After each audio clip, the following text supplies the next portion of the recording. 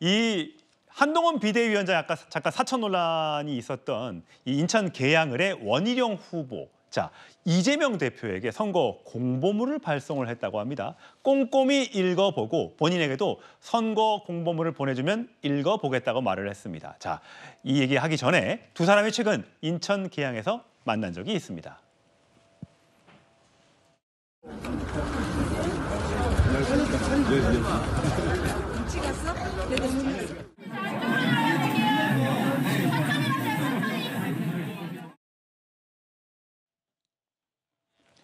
네, 원희룡 전 장관이 원희룡 후보가 이 이재명 대표에게 2년 전 공약을 한번 생각해 보셔라. 이재명도 보내주면 꼼꼼히 읽어보겠다. 이러면서 얘기했는데 이재명 대표가 아직도 출마를 저울질하는 것 같다. 이건 개항에 대한 예의가 아니다라고 했는데 이현종 의원님. 네. 아니 지금 공천이 아직 안 된 겁니까? 네, 아직 안 됐습니다. 그러니까 참 이게 황당하죠. 예. 왜냐하면 이재명 대표 당연히 개항을에 공천되는 거 아니야 했는데 아직 공천 발표가 안 나고 있어요. 자, 그래서 이제 지금 원희룡 후보가 저런 문제를 지적하는 건데 제가 볼 때는 원희룡 후보가 계속 잽을 날리고 있는 것 같습니다. 그게 뭐냐면 이번 선거에서 가장 지금 주목받은 지역이 바로 계양을 지역이지 않습니까? 그 처음 가자마자 원희룡 후보가 바로 이 이재명 대표 선거사무소 앞에다가 100m 앞에다가 선거사무를 구했어요. 대형 프랭카드를 내걸고. 예. 두 번째, 이천수 선수를 후원회장으로 영입을 했습니다. 자, 그러면서 두 사람이 함께 움직이고 있어요. 이천수 선수는 예전에 민주당 선거운동을 도왔던 사람입니다. 예. 정반대에 있죠. 자, 그리고 또 계양이 본인이 축구를 시작했던 데가 바로 계양입니다. 예. 자, 그다음에 한동훈 위원장이 거기를 방문해서 상당히 바람을 일으켰어요. 그다음에 뭐냐? 인환 위원장이 찾아가서 또 선거운동을 함께 했습니다. 예. 자, 그다음에 본인이 인천에서 만들어진 그 GM의 세보레 이 차를 또 새로 구입을 했습니다. 인천 차를 구입을 했어요. 자, 그다음에 이제 한 일이 바로 이 공약집을 지금 보낼 수가 있거든요. 예. 자신의 공약집을 이제 보낸 거예요. 예. 그러니까 매일 뭔가 이벤트와 이슈를 만들어내서 계양 쪽에서 어떤 선거운동을 본격적으로 하고 있는데 이재명 대표는 지금 선거운동 할 처지가 못 됩니다. 왜냐? 재판 가야죠. 그냥 공천 문제가 있죠.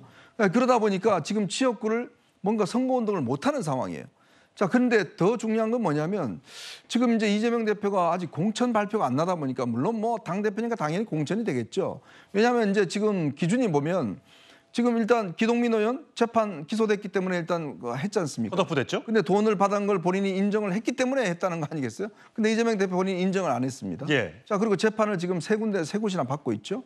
자, 그렇다 보니까 과연 이 매치가 성사될 수 있을 것인가에 대한 또 이 문제가 나오고 있어요. 예. 왜냐, 지금 공천 문제가 워낙 복잡하고 지금 공격을 받다 보니까 뭔가 이 문제를 해결해야 될 거 아니냐.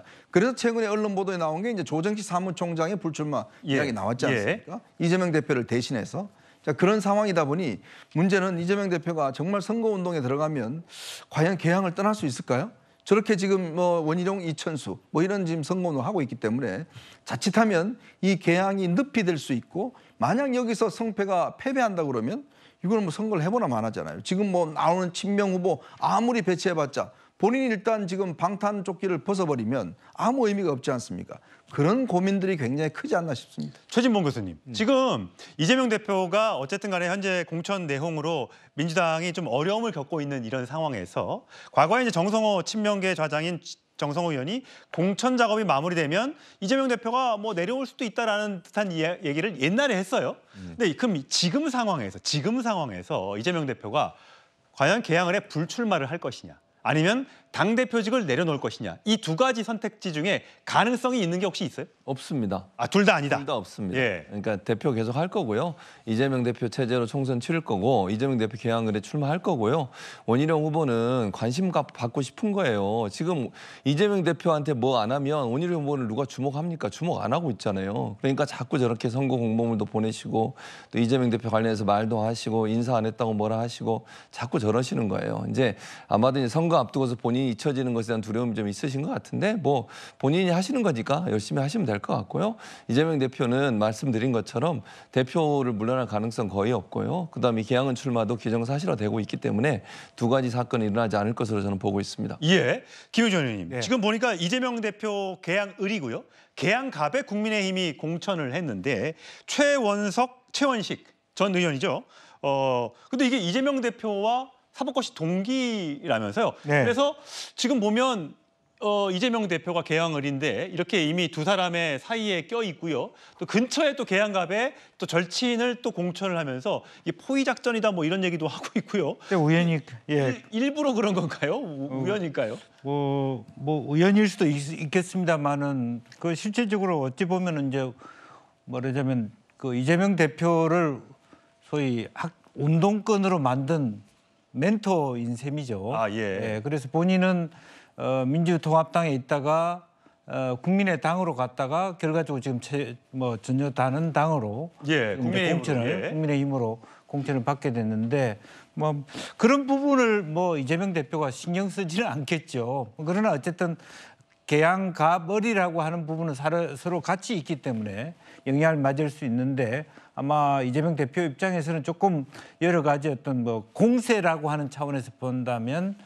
심적인 어떤 부담을 가질 수밖에 없지 않겠냐 그렇게 예. 보여집니다. 예, 과연 이재명 대표 아까 최진봉 교수의 전망처럼 개항을 해도 출마를 하고 당대표직도 내려놓지 않을지 아니면 뭐 하나의 다른 선택지가 있을지 관심이 굉장히 쏠리는 부분입니다.